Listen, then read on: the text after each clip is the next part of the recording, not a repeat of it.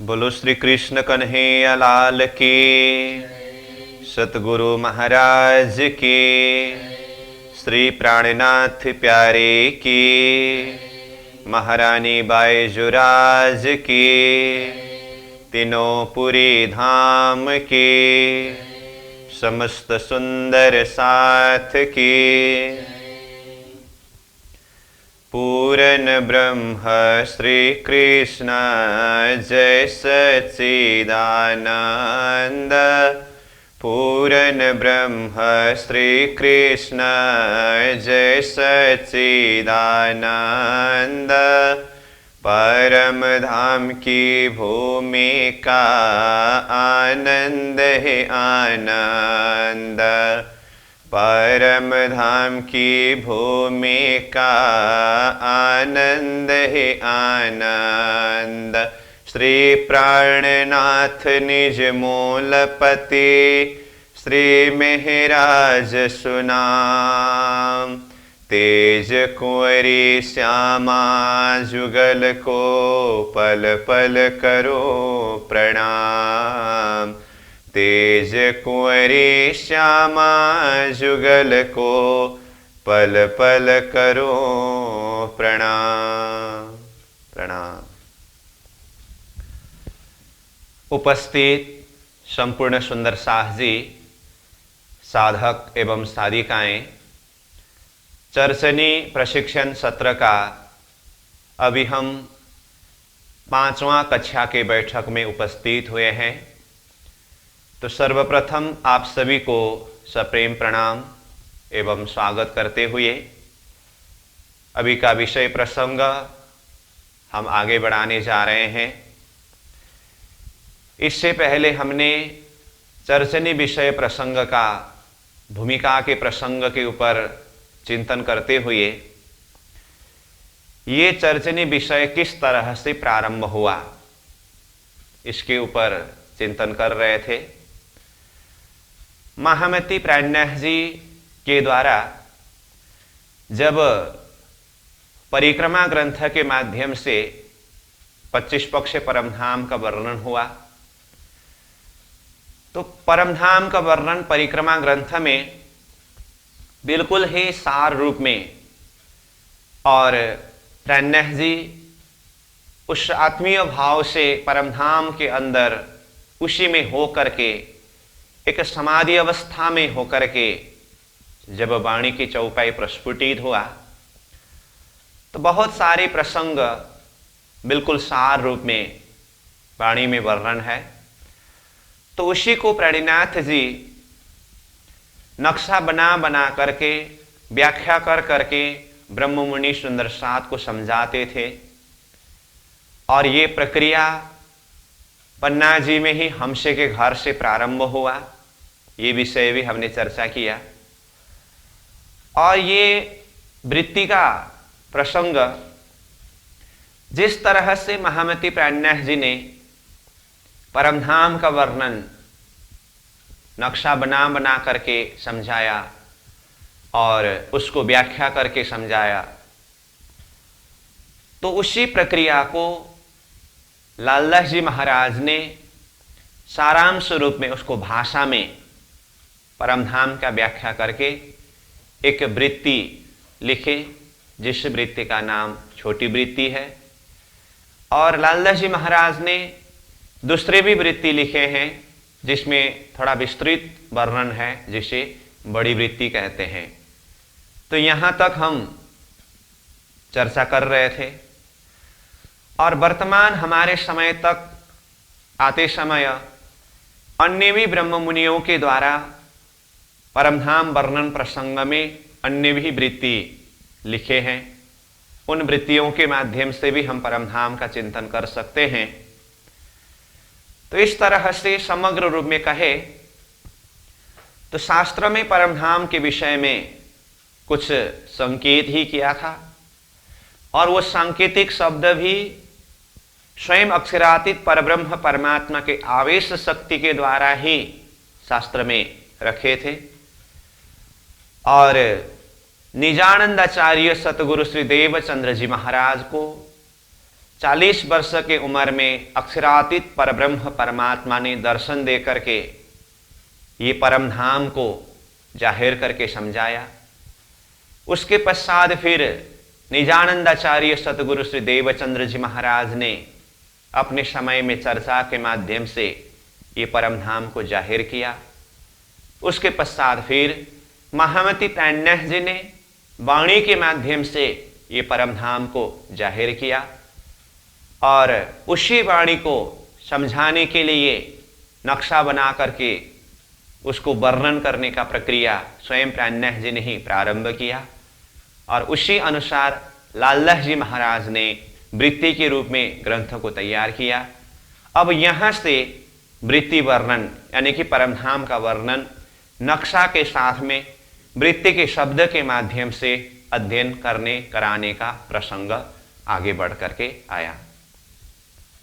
तो इस तरह से ये वृत्ति रूप में आने तक में देखे तो 4 स्टेप है। अक्षरातीत परब्रह्म परमात्मा ने देवचंद्र जी के सामने में जाहिर किया, ये पहला स्टेप है। सतगुरु महाराज ने अपने समय के सुंदर साथ के समक्ष में परमधाम का वर्णन जाहिर किया, ये दूसरा स्टेप है। महामती प्राणनाथ जी ने वाणी के माध्यम से परमधाम का जाहिर किया और साथ में प्राणनाथ जी ने ही उसको नक्शा बना करके व्याख्या करने लगे, तो ये प्राणनाथ जी के द्वारा वर्णन होना तीसरे स्टेप है तो दर्शन देने वाला स्वरूप कहे, सदगुरु महाराज कहे, प्राणनाथ जी कहे, अंदर आवेश शक्ति के हिसाब से देखे तो ये सब एक ही शक्ति है, परंतु अलग अलग स्वरूप में होकर के ये परमधाम को जाहिर किया। और इसके पश्चात चौथे स्टेप में लालदास जी महाराज जी के द्वारा वृत्ति के रूप में ये परमधाम जाहिर हुआ और साथ में तत्कालीन सुंदर साथ जो भी विशेष विशेष सुंदर साथ थे बारी बारी से परमधाम का वर्णन करते थे। जैसे मैं पहले भी बोल रहा था, वित्त के प्रसंग में पद्मावतीपुरी धाम में अष्टप्रहर की लीला प्रसंग में 8वें प्रहर की लीला जो रात्रि के 3 बजे से लेकर के सुबह 6 बजे तक का जो समय है, ये 8वें प्रहर की लीला समय है। इसमें 4 घड़ी का समय व्यतीत होने के पश्चात बाकी 4 घड़ी के समय में वृत्ति का वर्णन प्रसंग आता है और उसमें कभी लालदास जी महाराज वर्णन करते हैं तो कभी अन्य सुंदर साथ भी इसका वर्णन करते हैं। धामधनी स्वरूप महामती प्राणनाथ जी अपने सुख सेज्या में विराजते हुए ब्रह्म मुनियों के द्वारा वो परमधाम का वर्णन, वृत्ति का वर्णन श्रवण करते हैं। कदाच एक शब्द भी उल्टा पुल्टा हुआ हो तो प्राणनाथ जी फिर कहते हैं कि क्यों उल्टा पुल्टा कर रहे हो, तो फिर सब सुंदर साथ उस समय में मौन रह जाते हैं। हमने उच्चारण करने में बोलने में भूल किया, चाहे वृत्ति का वर्णन करते समय हो, चाहे वाणी की चौपाई को उच्चारण करते समय, पाठ करते समय हो, तो ये स्थिति लालदास जी महाराज ने वित्तक में वर्णन किया है। तो इस तरह से ये परमधाम का वर्णन प्रसंग प्रारंभ हुआ। तो जैसे मैंने कहा लालदास जी महाराज के 2 वृत्ति के विषय में और अन्य ब्रह्म मुनियों ने भी वृत्ति यानी कि दर्शनी परमधाम का वर्णन ग्रंथ लिखे हैं करके, तो अब हम कुछ वृत्ति के विषय में परिचय लें। तो जैसे देखिए यहाँ पर, तो जैसे कि लालदास जी महाराज के द्वारा लिखे हुए छोटी वृत्ति करके मैंने जो कहा, ये छोटी वृत्ति है और इसके अंदर व्याख्या के रूप में 25 पक्ष परमधाम का ही सारांश वर्णन है। तो रंगमहल से लेकर के इसके 7 परिक्रमा ही, अब रंगमहल 7 परिक्रमा कहने का मतलब अभी तो हम भूमिका के रूप में ही चर्चा कर रहे हैं। जब हम ये भूमिका प्रसंग पूरे होने के बाद परमधाम वर्णन प्रसंग के अंदर प्रवेश करेंगे तो 25 पक्ष परमधाम के अंदर रंगमहल कहाँ है, फिर जैसे अभी हम 7 परिक्रमा बोल रहे हैं तो 7 परिक्रमा क्या क्या है, तो इसका सारा विस्तृत वर्णन हम आगे चर्चा करेंगे। तो इसका सारांश स्वरूप वर्णन ये लालदास जी महाराज जी के द्वारा ही लिखे हुए छोटी वृत्ति है, इसके अंदर है। इससे भी हम चर्चनी विषय परमधाम विषय को अध्ययन कर सकते हैं। ये एक वृत्ति है और बहुत ही मुख्य रूप में है। उसके बाद फिर दूसरा है, जैसे कि लालदास जी महाराज जी के द्वारा ही लिखे हुए बड़ी वृत्ति करके कहा, तो ये जो आप देख रहे हैं ये लालदास जी के द्वारा ही लिखे हुए बड़ी वृत्ति है। और ये जो बड़ी वृत्ति है ये चौपाई के रूप में है। जिस तरह से लालदास जी महाराज के बीतक में चौपाई है, तो चौपाई वत रूप में ये बड़ी वृत्ति है। तो इसको भी श्री परमधाम की बड़ी वृत्ति करके स्वामी श्री लालदास जी कृत करके इस तरह से ये वृत्ति भी है और थोड़ा बड़ा रूप में भी है, आप देख रहे हैं, तो इसे बड़ी वृत्ति कहते हैं। इस तरह से ये छोटी वृत्ति और बड़ी वृत्ति दोनों लालदास जी महाराज जी के द्वारा ही लिखे हुए हैं। उसके पश्चात और एक वृत्ति है बड़ी वृत्ति के नाम से ही, ये जो आप देख रहे हैं। तो ये बड़ी वृत्ति यहाँ लिखे हैं श्री जुगलदास जी महाराज कृत श्री परमधाम की बड़ी वृत्ति, मतलब जुगलदास जी महाराज जी के द्वारा लिखे हुए ये बड़ी वृत्ति है और ये व्याख्या के रूप में है। और इसके अंदर भी पूरा 25 पक्ष परमधाम का वर्णन विस्तृत रूप में किया है। तो इसके माध्यम से भी हम परमधाम का चिंतन कर सकते हैं, चर्चनी विषय अध्ययन कर सकते हैं। ये हुआ जुगलदास जी महाराज जी के द्वारा लिखे हुए बड़ी वृत्ति। और इसके साथ में और एक वृत्ति है जिसका नाम बड़ी वृत्ति के नाम से ही है, ये जो आप देख रहे हैं। तो ये बड़ी वृत्ति जो है जवारदास जी महाराज जी, तो ये वृत्ति का नाम यहाँ पर लिखा है श्री परमधाम की बड़ी वृत्ति। और इसके अंदर भी बहुत ही विस्तृत पूर्वक परमधाम का वर्णन किया है और इसका भी वैसे देखने से भी मालूम पड़ रहा है थोड़ा बड़ा रूप में ही है, ये भी बड़ी वृत्ति है। तो इस तरह से बड़ी वृत्ति के नाम से विशेष करके ये 3 वृत्ति प्रसिद्ध है।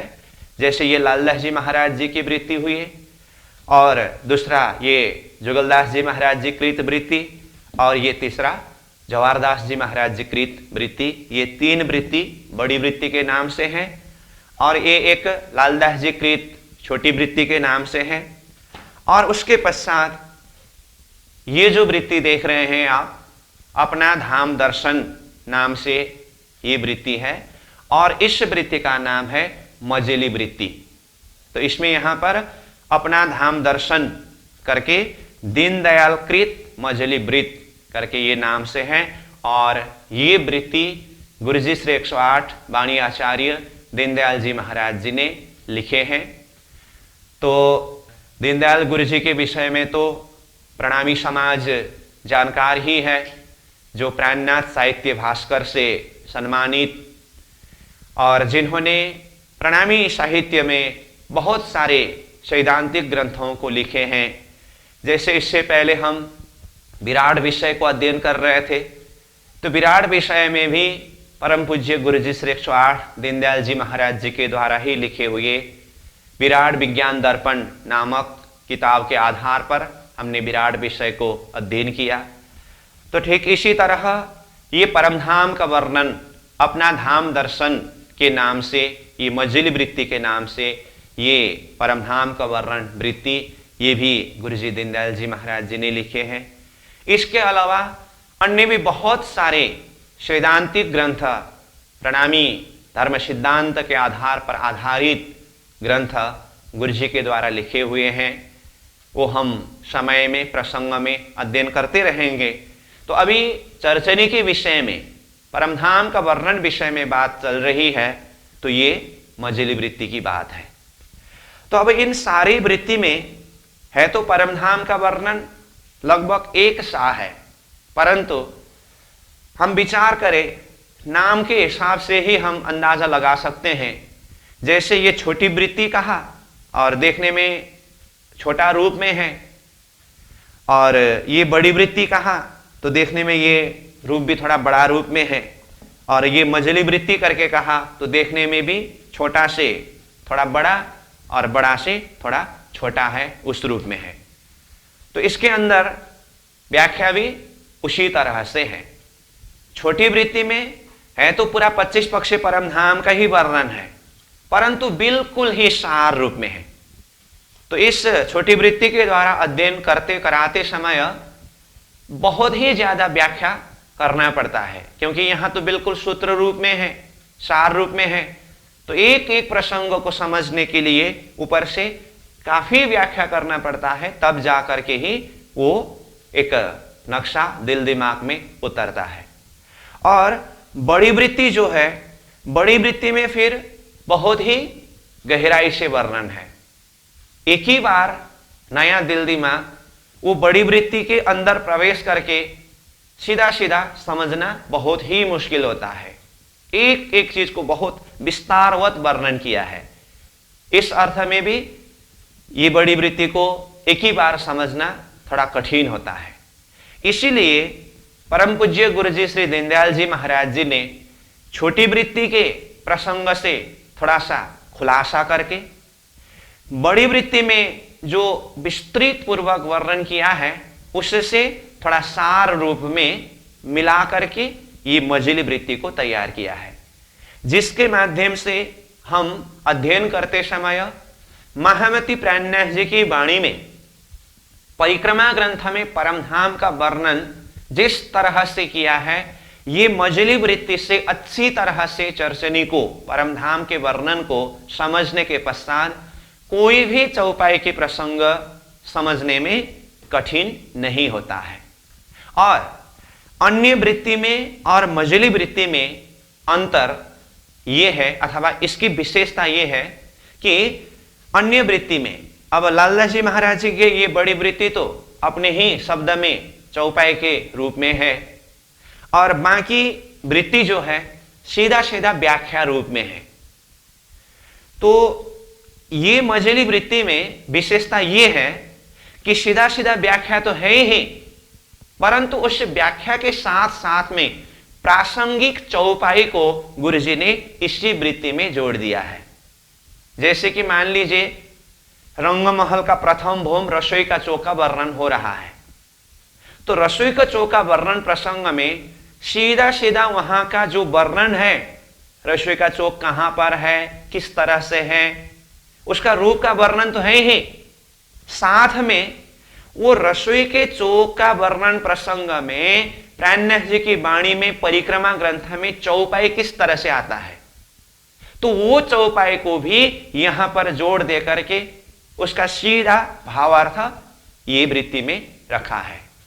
जैसे मूल मिलावा का वर्णन है, तो मूल मिलावा के वर्णन में भी सीधा सीधा वर्णन प्रसंग तो है ही, साथ में मूल मिलावा संबंधी प्राणनाथ जी की वाणी में किस तरह से चौपाई ने वर्णन किया है, सेलेक्टेड चौपाई, बिल्कुल सार चौपाई को यहां वृत्ति में ही रखा है और उसका सार भावार्थ वर्णन किया है। तो इस तरह से कोई भी प्रसंग हो, जैसे दूसरे भौम में भूल भुलावने के प्रसंग हो, तो भूल भुलावने के वर्णन शब्द में भी है, व्याख्या में भी है, और उस प्रसंग में भी चौपाई है। तीसरी भौम के पड़साल का वर्णन हुआ, फिर तीसरी भौम के पड़साल संबंधी जो चौपाई है वो चौपाई भी ये मझली वृत्ति में है। कहने का मतलब चाहे रंगमहल के 10 भौम का ही अलग अलग भौम की विशेषता प्रसंग हो, चाहे रंगमहल के चारों तरफ के 7 परिक्रमा में ही आने वाले जितने भी निशानी है, चाहे हौज कौशर हो, चाहे माणिक पहाड़ हो, चाहे पुखराज जी हो, कोई भी प्रसंग का वर्णन में व्याख्या के साथ साथ में परिक्रमा ग्रंथ का चौपाई इसी में जोड़ दे करके उसका सारांश व्याख्या किया है, जिसके माध्यम से ये वृत्ति अध्ययन करते करते साथ में परिक्रमा ग्रंथ के चौपाई जो प्राणनाथ जी ने जिस तरह से वर्णन किया है वो भाव में भी हम जुड़े रहते हैं। तो ये मझली वृत्ति की विशेषता है। और जो छोटी वृत्ति में लालदास जी महाराज ने बिल्कुल ही सार रूप में वर्णन किया है, जिसको समझने के लिए काफी व्याख्या करने की जरूरत होती है, वो व्याख्या का प्रसंग सीधा मझली वृत्ति में खुलासा करके लिखा है, रखा है। इस अर्थ में भी ये मझली वृत्ति के द्वारा समझना बहुत सहज होता है। और बड़ी वृत्ति में कितने प्रसंग को घुमा फिरा करके इतने ज्यादा शब्दों के माध्यम से वर्णन किया है, वो भी अपनी जगह में उनकी अपनी विशेषता है, परंतु वो बहुत ही घुमा फिरा करके लंबी व्याख्या होते समय भी कई बार पकड़ना बहुत मुश्किल पड़ता है। तो उसको बिल्कुल सार रूप में, संक्षिप्त रूप में शब्द को चुन चुन करके ये मजली वृत्ति में तैयार किया है। तो ये इसकी विशेषता है। इसीलिए ये सब वृत्ति की अपनी अपनी विशेषता अपनी जगह में है। हम इनमें से कोई भी वृत्ति के माध्यम से परमधाम का विषय, चर्चनी विषय अध्ययन कर सकते हैं, और समय समय पर अलग अलग वृत्ति के माध्यम से हम अध्ययन करेंगे। परंतु इस बार ये चर्चनी प्रशिक्षण जो हम प्रारंभ कर रहे हैं और जो आगे हम इस विषय में आगे बढ़ेंगे, अध्ययन करेंगे, तो ये मजली वृत्ति के आधार पर ही हम अध्ययन करेंगे। और साथ में प्रसंग में जहां जहां पर जरूरत हो उस प्रसंग में हम बड़ी वृत्ति के विषय प्रसंगों को भी जोड़ देंगे। तो इस तरह से इन वृत्तियों के विषय की बात हुई।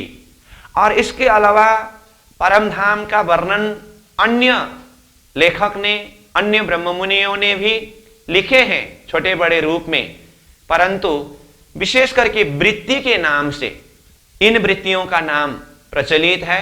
तो ये मैंने थोड़ा सा आपको वृत्ति का परिचय भी दिया। और इन वृत्तियों के साथ साथ में अब जरूरत है नक्शा। तो जिस तरह से विराट को अध्ययन करते समय जो शब्द में व्याख्या किया हुआ, शब्द के साथ साथ में जो पाताल से परमधाम तक का नक्शा, जिसके लिए हमने कहा महामती प्रणय जी ने स्वयं उदयपुर के तालाब में बालू में नक्शा बना बना करके पाताल से लेकर के परमधाम तक का वर्णन करके समझाया। तो वो शब्द के साथ में नक्शा अत्यावश्यक है। ठीक इसी तरह से चर्चनी अध्ययन के लिए भी ये वृत्ति के शब्द के साथ साथ में नक्शा भी अत्यावश्यक है, जिसे परमधाम का पट दर्शन अथवा चर्चनी पट दर्शन कहते हैं। तो ये हमारे समक्ष में ये नक्शा जो है ये परमधाम का पट दर्शन है। अब ये नक्शा भी अलग अलग जगह से प्रकाशन हुआ है, सबकी अपनी अपनी विशेषता है। और मूल रूप में जैसे कि पहले हमने कहा, महामती प्रणय जी ने ही अपने समय में खुद अपने हाथ से नक्शा बना बना करके जिस तरह से ब्रह्म मुनियों को समझाया, तत्कालीन सुंदर साथ ने उस नक्शा को अपने अपने प्रकार से लिख करके तैयार करके रखा। और बाद में जैसे जैसे ये वृत्ति वर्णन करने का प्रसंग आगे बढ़ते आ गए, व्याख्या के साथ साथ में ये नक्शा को साथ में लेकर के व्याख्या करना, वर्णन करना, चिंतन करना, ये प्रसंग चलती रही। और जब ये कंप्यूटर का जमाना आया तो अलग अलग जगह से ये परमधाम का पट नक्शा को प्रकाशन किया है।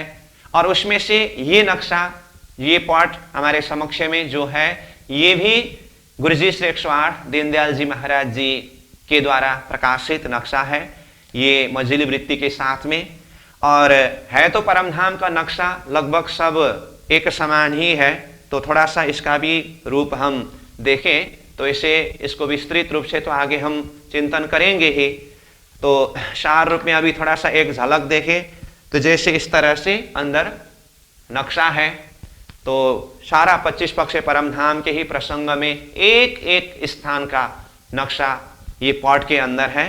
और जैसे कि मैंने कहा, ये नक्शा गुरुजी श्री 108 दीनदयाल जी महाराज जी के द्वारा ही प्रकाशित है और श्री 5 नौतनपुरी धाम जामनगर के द्वारा प्रकाशित नक्शा भी है और अन्य स्थान से भी प्रकाशित नक्शा है। उसमें से आप चाहे कहीं के भी प्रकाशन के नक्शा के माध्यम से अध्ययन कर सकते हैं।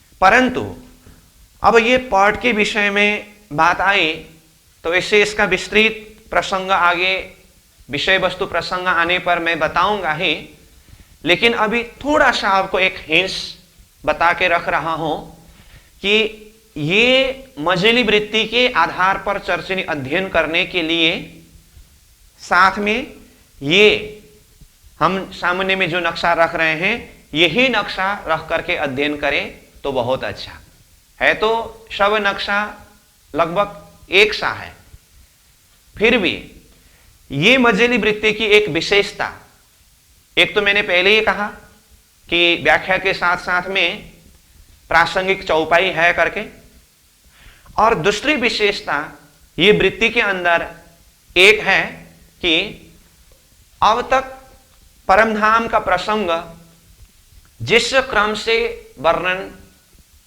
होता आया उसमें से कुछ नया प्रकार से भी एक चिंतन करने का सूत्र ये मझली वृत्ति के अंदर है, और उसको समझने के लिए नक्शा में भी नया प्रकार का एक डिजाइन ये पाठ के अंदर, ये नक्शा के अंदर दिखाई देता है। अब यहां नया प्रकार से शब्द प्रयोग करते समय परमधाम का वर्णन भी नया और पुराना होता है, ये भी सवाल उठ सकता है। इस विषय में भी मैं अभी बता के रख रहा हूं कि इस विषय में आगे हम प्रसंग आने पर चर्चा करेंगे। फिर भी मैं जरा सा यहां बता दूं, महामती प्राणनाथ जी की वाणी के चौपाई के आधार पर ही गुरुजी ने ये मझली वृत्ति में, और ये पाठ का नाम श्री परमधाम पाठ दर्शन के नाम से ये चर्चनी पाठ नक्शा है, इसके अंदर प्राणनाथ जी के चौपाई के आधार पर ही कुछ वर्णन प्रसंग ऐसा यहां पर नया जोड़ दिया है जो अन्य वृत्ति में नहीं है, खुलस्त रूप में अन्य वृत्ति में नहीं मिलता है, जिसको ये मझली वृत्ति में और ये नक्शा में खुलस्त रूप में वर्णन किया है। इसीलिए कितने सारे प्रसंग के अंदर आप ये नक्शा को बारीकी से देखेंगे बाद में, तो कितने प्रसंग में ये नक्शा के अंदर नक्शा नंबर 1 और नक्शा नंबर 2, तो इस तरह से नक्शा में हम देख सकते हैं। तो नक्शा नंबर 1 करके जो वर्णन है तो वो अब तक जिस प्रक्रिया से वर्णन होता आ रहा था उसको जैसा का तैसा रखा है, और नक्शा नंबर 2 करके जो नक्शा आता है तो उसमें चौपाई के आधार पर ही चिंतन करते समय गुरुजी को एक नया जो दर्शन हुआ तो उसको नक्शा नंबर 2 करके और उसी को फिर ये वृत्ति में खुलासा करके रखा है, तो ये इसकी विशेषता है। तो इस अर्थ में देखें तो ये मझली वृत्ति को समझना थोड़ा कठिन भी है, परंतु हम जहां तक प्रयास करेंगे ये मझली वृत्ति के आधार पर जो वर्णन हुआ उसको अक्षरशः समझने का प्रयास करेंगे, और साथ में लाला जी महाराज जी के ये छोटी वृत्ति ये तो है ही, ये तो मूल रूप में आधार है ही, और साथ में अन्य चाहे ये जवारदास महाराज जी की बड़ी वृत्ति हो, चाहे ये जुगलदास जी महाराज जी की बड़ी वृत्ति हो, इसके अंदर भी जिस तरह से वर्णन हुआ है, और लालदास जी महाराज जी की ये बड़ी वृत्ति के अंदर भी जिस तरह से वर्णन हुआ है, वो प्रसंग में सार रूप में हम इसके ऊपर भी चिंतन करेंगे, इसके ऊपर भी व्याख्या करेंगे। ठीक है, तो ये हुआ, मैंने आपको वृत्ति का कुछ परिचय दिया। तो ये वृत्ति प्रसंग जैसे कि कहा महामती प्राणनाथ जी के समय से ही ये वृत्ति रूप में वर्णन होने का प्रसंग शुरू हुआ, और लाला जी महाराज ने अपने समय में ही 2 वृत्ति लिख करके तैयार किया, और उसी के आधार पर परमधाम का चिंतन करके, परिक्रमा ग्रंथ के आधार पर परमधाम का चिंतन करके ब्रह्म मुनियों ने अपने को जो दर्शन हुआ उस हिसाब से वृत्ति लिख करके तैयार किया। तो आज हमारे समक्ष में ये वृत्ति उपलब्ध है। तो इस तरह से हम नक्शा के आधार पर, वृत्ति के आधार पर परमधाम के अंदर प्रवेश करेंगे। और फिर भी मैं कहता हूं, जो भी वृत्ति के माध्यम से और जितने भी नक्शा के आधार पर हम परमधाम का चिंतन करें, ये सब का सार मुख्य रूप में महामती प्राणनाथ जी की वाणी में परिक्रमा ग्रंथ, परमधाम का वर्णन प्रसंग चल रहा है, इसीलिए मैं परिक्रमा ग्रंथ शब्द प्रयोग कर रहा हूं। और परिक्रमा ग्रंथ के माध्यम से 25 पक्ष परमधाम का चिंतन होने के बाद इसका भी सार है सागर ग्रंथ। क्योंकि परिक्रमा ग्रंथ ने पूरा 25 पक्ष परमधाम का वर्णन किया है और 25 पक्ष परमधाम का वर्णन करके उसका सार तत्व, निचोड़ तत्व, एक सार स्थान जहां अपने सुरता को, अपने चित्त वृत्ति को केंद्रित करने का जगह स्वयं प्राज्ञ जी ने कहा सूरत एक राखियो मूल मिलावे माहे। मूल मिलावा में अपनी सुरता को केंद्रित करना। तो 25 पक्ष परमधाम का सार है मूल मिलावा। तो परिक्रमा ग्रंथ ने 25 पक्ष परमधाम का वर्णन किया और परिक्रमा ग्रंथ के बाद में जो सागर ग्रंथ है, सागर ग्रंथ ने मूल मिलावा के अंदर का 8 सागरों के वर्णन किया है। तो मूल मिलावा के अंदर का ही वर्णन है ना वो। तो जिस तरह से 25 पक्ष परमधाम का सार मूल मिलावा, ऐसे ही परिक्रमा ग्रंथ का सार सागर ग्रंथ। अब सागर ग्रंथ का भी सार श्रृंगार ग्रंथ है। कैसे? सागर ग्रंथ में मूल मिलावा के अंदर के 8 सागरों का वर्णन है और उसी 8 सागर में से चौथा सागर, जिस सागर में जुगल स्वरूप का श्रृंगार का वर्णन है और श्रीराज जी के स्वरूप श्रृंगार का वर्णन सागर ग्रंथ के चौथा सागर में ही हुआ। उसके पश्चात फिर श्रृंगार ग्रंथ। तो श्रृंगार ग्रंथ में क्या है? महाश्रृंगार। और श्रृंगार कहते समय श्रीराज जी और श्यामा जी के वो महाश्रृंगार। तो श्रीराज जी श्यामा जी कहां पर विराजमान है? मूल मिलावा के बैठक में भी मध्य स्थान में सिंहासन के ऊपर जुगल स्वरूप विराजमान है। अब मैं सार रूप में बता रहा हूं। अब जिसको थोड़ा कुछ चर्चनी का विषय, परमधाम का विषय ज्ञान है, वो तो अभी मैं जिस तरह से बता रहा हूं समझ रहे हैं। अब बिल्कुल चर्चनी के विषय में अभी पहली बार प्रवेश कर रहे हैं, तो अभी मैं जो भी विषय बता रहा हूं, परमधाम कह रहा हूं और उसका सार मूल मिलावा बोल रहा हूं और उसके भी मध्य में फिर सिंहासन जुगल स्वरूप राजश्यामा जी बोल रहा हूं, तो पूरी तरह से वो झलक दिल दिमाग में प्रकाशित नहीं होगा। फिर भी चिंता करने की कोई जरूरत नहीं है। अभी मैं ये सारे प्रसंग भूमिका के रूप में, सार रूप में बता रहा हूं, मैं बार बार बोल रहा हूं और आगे हम क्रमशः एक एक प्रसंग में अध्ययन करते करते अभी जितनी भी शब्दावली हमें भले ही नया जैसा लग रहा है, दिल दिमाग में वो झलक नहीं उतर रहा है, मैं विश्वास के साथ में आपको ये कह सकता हूं कि हम दिन प्रतिदिन इस विषय को अध्ययन करते जाएं, चिंतन करते जाएं, तो ये सारी विषय वस्तु हम अच्छी तरह से समझ सकते हैं, जान सकते हैं और जिसके माध्यम से हृदय को प्रकाशित कर सकते हैं। तो मैं बोल रहा हूं 25 पक्ष परमधाम का वर्णन परिक्रमा ग्रंथ में है। उसका सार मूल मिलावा का वर्णन, जिसमें 8 सागर का वर्णन सागर ग्रंथ में है और उसका भी सार श्रीराज जी श्यामा जी के महाश्रृंगार शोभा का वर्णन श्रृंगार ग्रंथ में है और वही अंतिम निचोड़ तत्व है।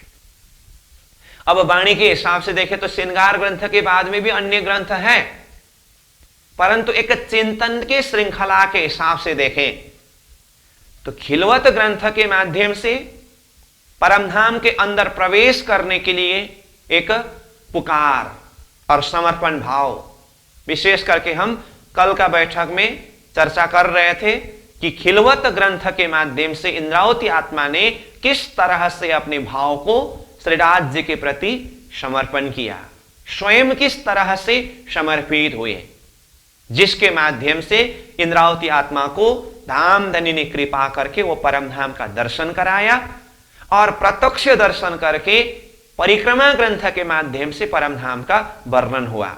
ये प्रसंग हम चर्चा करके आए हैं। तो परमधाम के अंदर प्रवेश की तैयारी है खिलवत ग्रंथ। खिलवत ग्रंथ को छोड़ करके परमधाम के अंदर प्रवेश करने के भाव को हम जागृत कर ही नहीं सकते। और खिलवत ग्रंथ के माध्यम से जैसे ही परमधाम के अंदर प्रवेश करने के भाव को जागृत किया, तो परिक्रमा ग्रंथ के माध्यम से हम परमधाम के अंदर प्रवेश कर सकते हैं। और वो परिक्रमा ग्रंथ के आधार पर ही ये चर्चनी विषय वर्णन हुआ है, ये तो हम बार बार चर्चा कर ही रहे हैं। और परिक्रमा ग्रंथ का भी सार, जैसे कि कहा सागर ग्रंथ, जिसमें मूल मिलावा के अंदर के 8 सागरों का वर्णन है, और मूल मिलावा के अंदर के 8 सागर का भी सार अथवा सागर ग्रंथ का भी सार श्रृंगार ग्रंथ में श्री राज श्यामा जी के महाश्रृंगार शोभा का वर्णन किया है। और श्री राज जी के जो चरणारविंद है वही हमारा आधार है। इसीलिए एक चिंतन के श्रृंखला उस हिसाब से देखें तो खिलवत होते हुए, परिक्रमा ग्रंथ होते हुए, सागर ग्रंथ होते हुए श्रृंगार ग्रंथ में पहुंच करके अब श्रृंगार ग्रंथ के द्वारा जो श्रीराज जी श्यामा जी के बातुनी महाश्रृंगार की शोभा का वर्णन किया है, गुण का श्रृंगार का वर्णन किया है, और आशिक माशूक के एक संबंध की पराकाष्ठ की बात किया है, और सार में कहो तो हम हक में हक हम में उस स्थिति की बात है। तो ये अंतिम अवस्था है।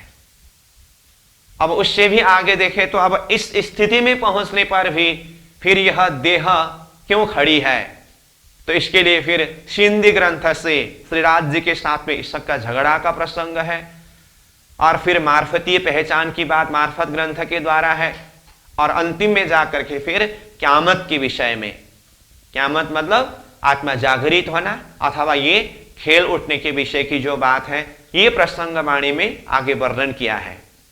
तो वाणी के ग्रंथ के हिसाब से चिंतन करने का एक थोड़ा सा सूत्र मैंने यहां जोड़ दिया हो, लेकिन हमारा मुख्य प्रसंग अभी चल रहा है परमधाम प्रसंग।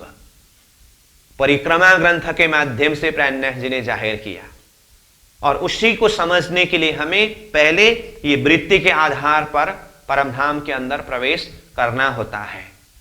तो उसके लिए हमने कुछ वृत्ति का परिचय लिया, और उसके साथ में ये परमधाम दर्शन, ये चर्चनी पट, इसका भी कुछ परिचय लिया। तो इसके आधार पर हम परमधाम का चिंतन करेंगे, परमधाम के अंदर प्रवेश करेंगे।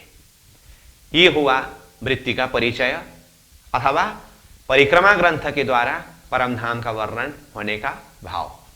ठीक है, चलो अब हम चाहे वृत्ति के माध्यम से अथवा चर्चनी विषय के माध्यम से परमधाम प्रवेश करने की तैयारी करें, चाहे परिक्रमा ग्रंथ के माध्यम से, यानी कि परिक्रमा ग्रंथ के चिंतन के माध्यम से परमधाम प्रवेश करने की तैयारी करें। प्राणनाथ जी ने तो परमधाम का वर्णन किया, लेकिन आज हम एक चिंतन के माध्यम से, एक आत्मिक भाव के द्वारा परमधाम के अंदर प्रवेश करने के लिए तैयार कर रहे हैं, अथवा ये परमधाम का विषय अध्ययन करने जा रहे हैं। तो इसको समझने के लिए, इसके अंदर प्रवेश करने के लिए, इसके अंदर डूबने के लिए हमारे में तैयारी कैसे चाहिए, ये भी विचार करना पड़ेगा। तो हमारे अंदर तैयारी के हिसाब की अगर बात करें तो जैसे ये भूमिका के प्रसंग में ही मैं चर्चा करके आया हूं, निजानंदाचार्य सतगुरु श्री देवचंद्र जी महाराज को ये परमधाम दर्शन के लिए क्या कुछ करना पड़ा। क्या ऐसे ही दर्शन देने वाला स्वरूप आकर के दर्शन दिए और सुंदर भाई देख तुम्हारा परमधाम करके 25 पक्ष से परमधाम का दर्शन कराया, ऐसा नहीं। तो ये परमधाम के दर्शन के लिए स्वयं सतगुरु देवचंद्र जी महाराज ने कितना त्याग, तपस्या, साधना किया है, सतगुरु देवचंद्र जी के वित्त के द्वारा हमें चिंतन करना होगा।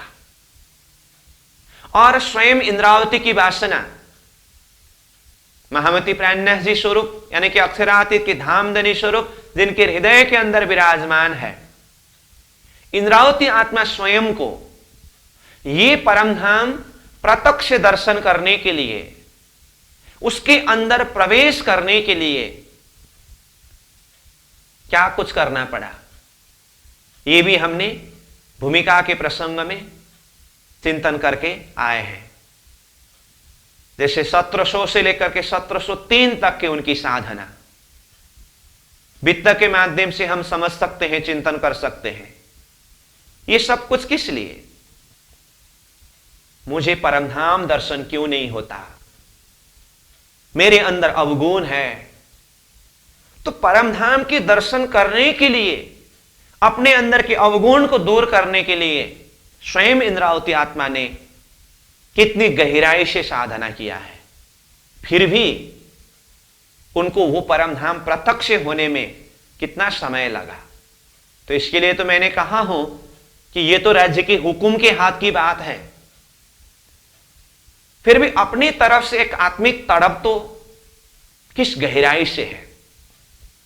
खिलवत ग्रंथ के एक विरह, तड़प, पुकार और समर्पण की बात, ये सब हम चर्चा करके आए हैं। तो भूमिका के प्रसंग में ही मैं ये सब प्रसंगों को सार रूप में क्यों जोड़ रहा हूं? इसीलिए कि हमें परमधाम के अंदर प्रवेश करने के लिए तैयारी कितनी होनी चाहिए। हां, ये चर्चनी प्रशिक्षण सत्र एक श्री कृष्ण प्रणामी धर्म सिद्धांत का सिलेबस के हिसाब से एक सिलेबस है, एक कोर्स है। यहां प्रशिक्षण हो रहा है, इसलिए हम क्लास में बैठ रहे हैं, इसलिए इसको एक बार अध्ययन करना है, परमधाम कैसा है एक झलक देखना है। इस हिसाब से हो तो ठीक है,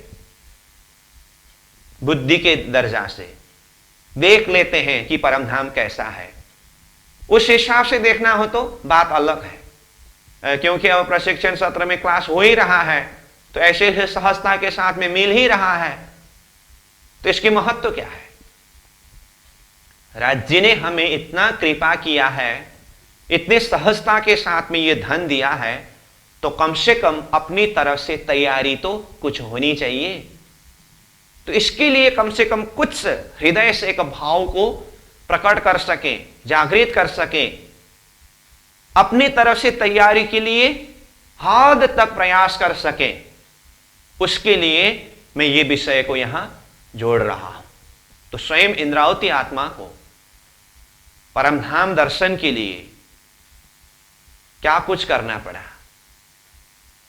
और बीच में जितने भी ब्रह्म मुनि हुए,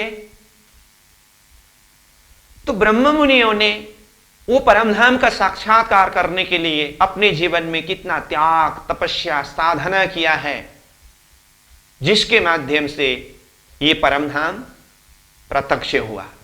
और ऐसे वृत्ति के रूप में परमधाम का वर्णन करके सहजता के साथ में आज हमें ये विषय उपलब्ध कराया है।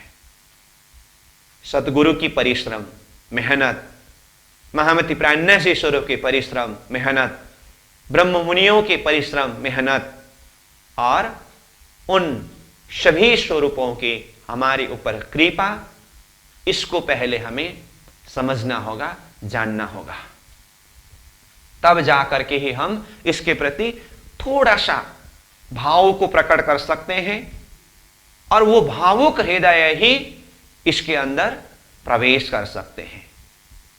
इसीलिए चर्चनी का भूमिका के प्रसंग में प्रारंभिक समय में ही मैंने बताया हूं, ये परमधाम के अंदर प्रवेश करने के लिए, चर्चनी विषय को अध्ययन करने के लिए बुद्धि चाहिए, परंतु बुद्धि से भी ज्यादा हृदय चाहिए।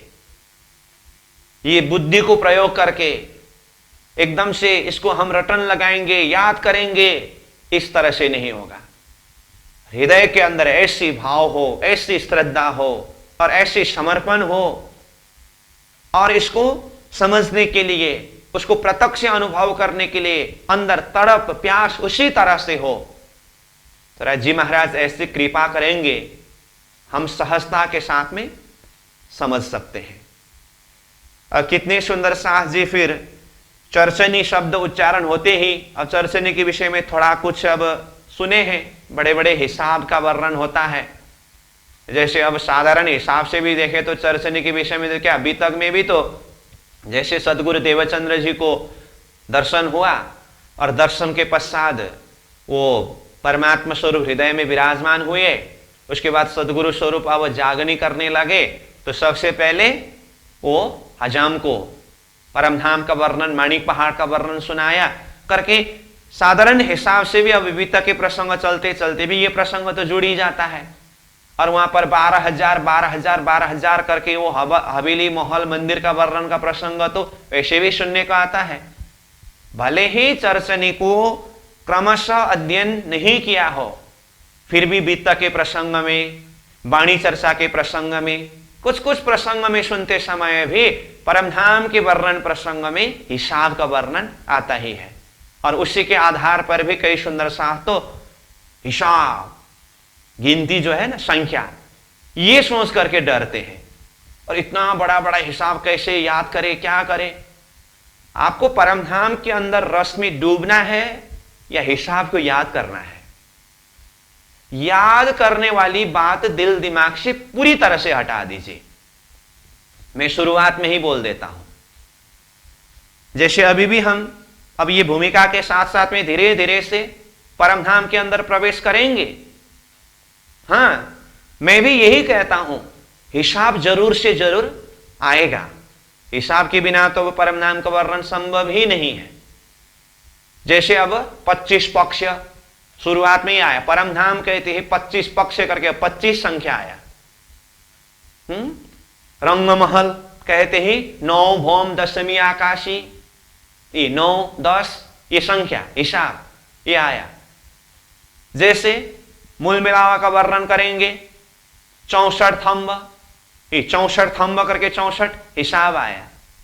सिंहासन का वर्णन करेंगे 6 पाए 6 डांडे, ये 6 क्या है, ये हिसाब है। रंगमहल के अंदर के प्रसंग में तो हिसाब भी छोटा छोटा है।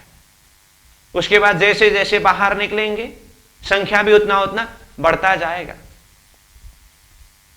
और ये सब संख्या याद करने के लिए पीछे पड़ेंगे तो आप फिर अच्छी तरह से एक इंजीनियर बनेंगे। ये मकसद नहीं है। तो इसका मतलब क्या ये हिसाब याद करने की जरूरत ही नहीं है? हां, मैं कहता हूं आप याद करने के लिए चाह करके, सोच करके मैं इसको याद करूंगा, रटन लगा लगा करके ये वाला दिमाग को पूरी तरह से हटा दीजिए। हमारे हृदय के अंदर ऐसी श्रद्धा हो, ऐसी भाव हो, ऐसी एक तड़प हो, उसको सही हिसाब से समझ करके हृदय में परमधाम के एक झलक को उतार करके उसके अंदर डूब जाए। ये भाव जब हृदय के अंदर प्रकट होता है ना, मैं आपको गारंटी के साथ में बोल देता हूं, याद करने की कोई जरूरत नहीं है। आपको जरूरत लगे तो अपने आप याद हो जाता है। चर्चनी शब्द आते ही हिसाब करके पहले ही डर जाते हैं। इसका मतलब चर्चनी अध्ययन करने का मकसद हिसाब को याद करना थोड़ी ना है। परमधाम का झलक को चिंतन के लिए अपने हृदय में बिठा सके और उसके माध्यम से चिंतन कर सके, उसके लिए आकार हिसाब जरूरी है। लेकिन ये बिल्कुल ही गौण बात है, ये मुख्य बात नहीं है और ये अपने आप हो जाता है। इससे घबराने की बात नहीं है। इसीलिए मैं आपको विश्वास दिलाना चाहता हूं, आगे क्या होगा, कैसा होगा, ये चिंता छोड़ दीजिए। आपके दिल दिमाग में ये परमधाम का झलक किस तरह से बिठाना है, गुरु परंपरा से आया हुआ ये जो परमधाम का वर्णन का प्रसंग, इसको वर्णन करके यहां जिस तरह से नक्शा का वर्णन किया है, जिस तरह से वृत्ति का शब्द वर्णन हुआ है, जिसके माध्यम से परिक्रमा ग्रंथ की चौपाई को समझना है, ये गुरु परंपरा की प्रक्रिया व धारा में जो परमधाम का वर्णन हुआ है, उसको दिल दिमाग में सहजता के साथ में बिठाने के लिए क्या प्रयास कर सकते हैं, उसके लिए हम हद तक प्रयास करेंगे।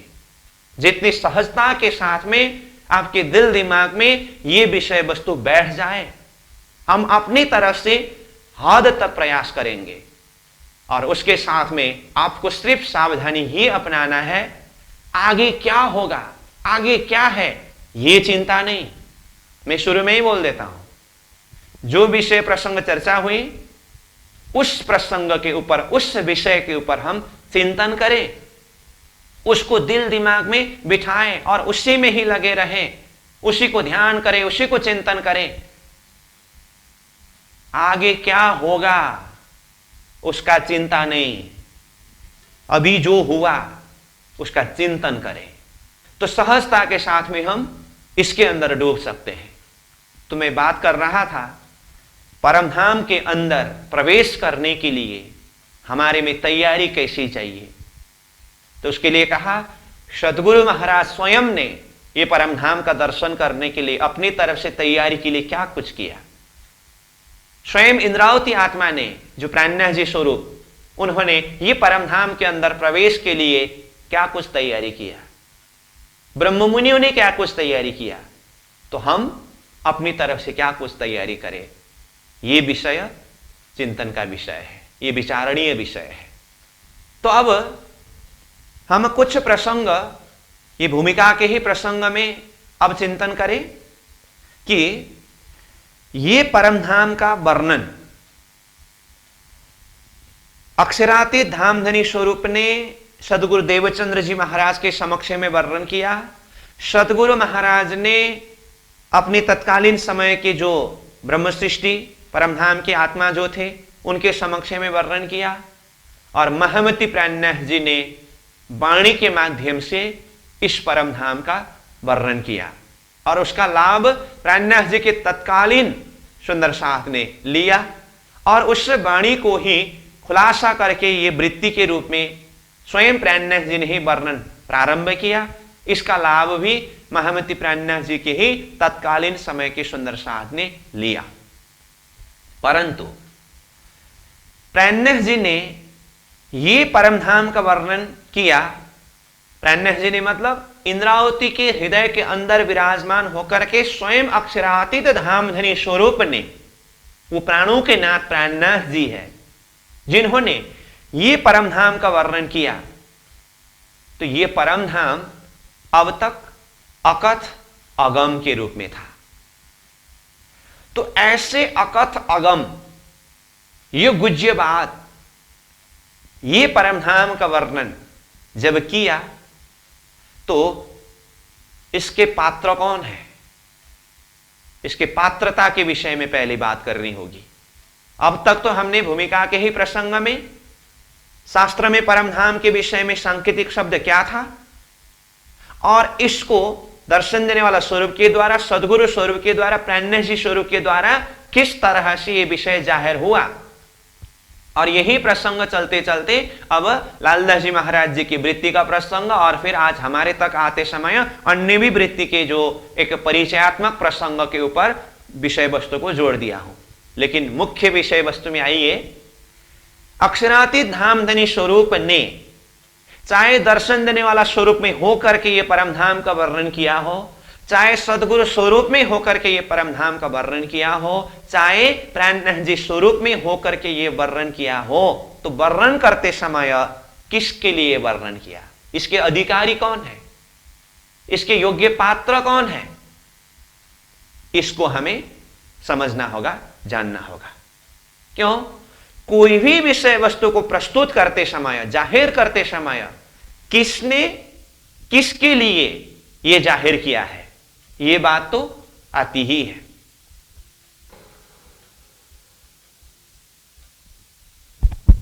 यह बात तो आती ही है। जैसे हम श्रीमद् भागवत को श्रवण करते हैं, तो श्रीमद् भागवत में भी पहले ही महात्म्य का प्रसंग है ना। तो अभी जैसे हम परम धाम के अंदर चर्चने के द्वारा प्रवेश करने से पहले ये जो भी भूमिका का प्रसंग चर्चा कर रहे हैं, यही तो महात्म्य है, इसकी महत्व।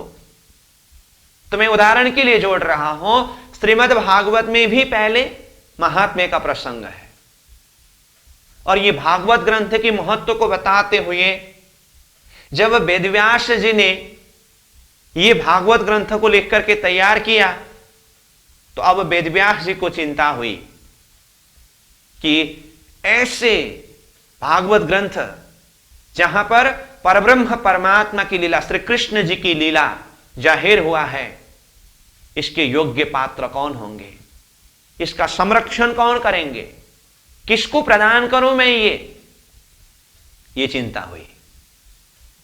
और जब सुखदेव जी महाराज आ पहुंचे, सुखदेव जी महाराज को ही योग्य पात्र समझ करके ये भागवत ग्रंथ प्रदान किया, तब जाकर के उनको शांति हुई।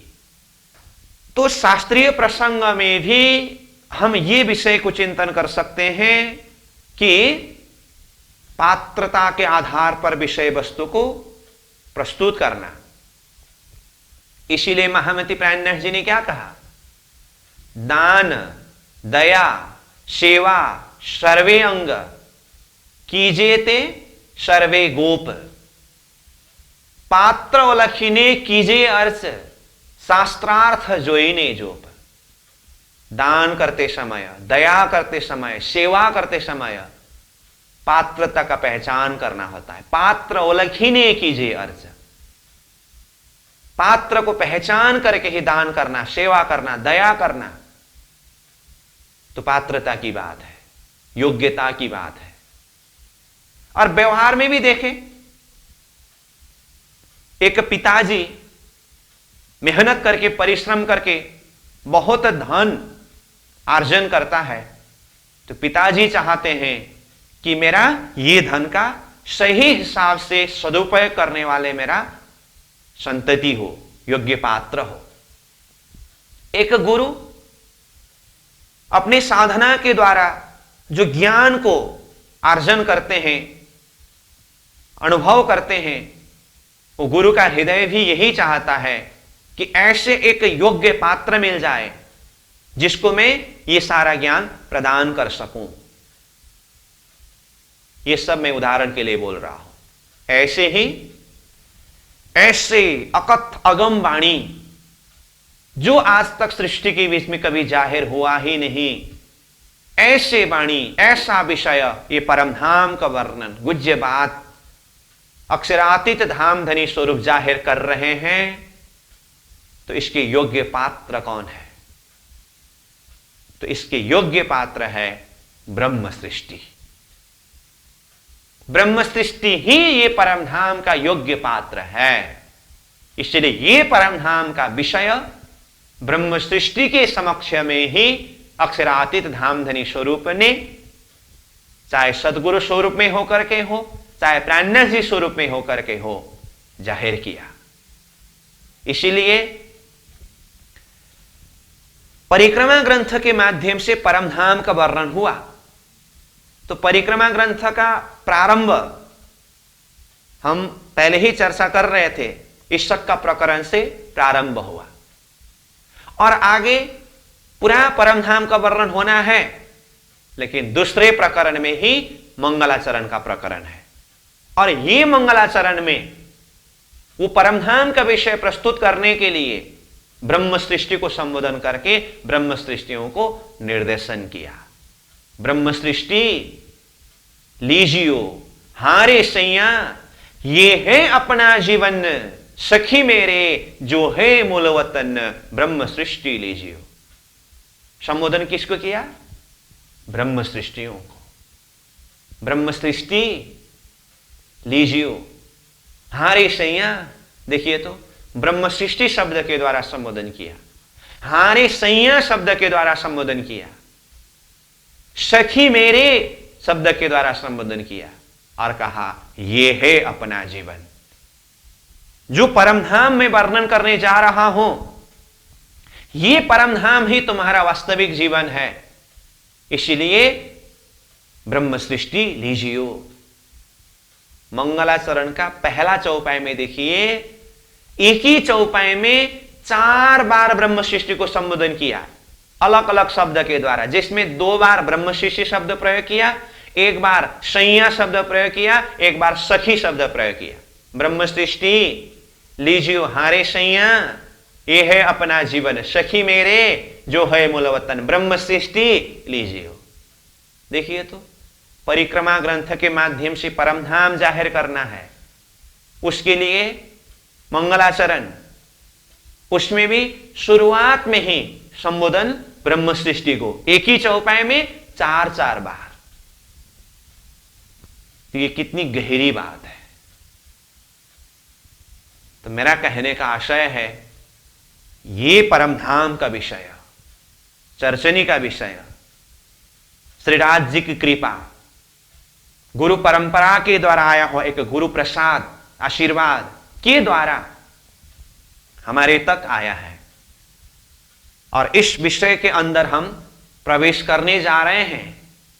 लेकिन ये विषय ब्रह्म सृष्टियों का विषय है। पात्रता के विषय में मैं बात कर रहा हूं, योग्यता के विषय में मैं बात कर रहा हूं। तो ये परमधाम का विषय साफ शब्द में प्राणनाथ जी ने ब्रह्म सृष्टियों को संबोधन करके जाहिर करके कहा है। जिस तरह से प्राणनाथ जी ने ब्रह्म सृष्टि सैया सखी शब्द के द्वारा संबोधन करके ये है अपना जीवन करके परमधाम का निर्देशन किया है, अपने अंदर वो भाव प्रकट होना पड़ेगा। इसके लिए हम राज्य से प्रार्थना करें कि हे श्री राज जी महाराज, आपकी ही कृपा के द्वारा मैं यहां तक आई हूं। जिस स्थिति तक हम आ पहुंचे हैं, यह भी कोई साधारण बात नहीं है। आज दुनिया को देखिए, कहां मस्त हो रहे हैं। ऐसी स्थिति में तारतम्य सिद्धांत का चिंतन करना और उसमें भी ये परमधाम का वर्णन जैसे चर्चनी जैसे विषय वस्तु के अंदर प्रवेश करने की तैयारी तक हम आ पहुंचे हैं, ये कोई साधारण बात नहीं है।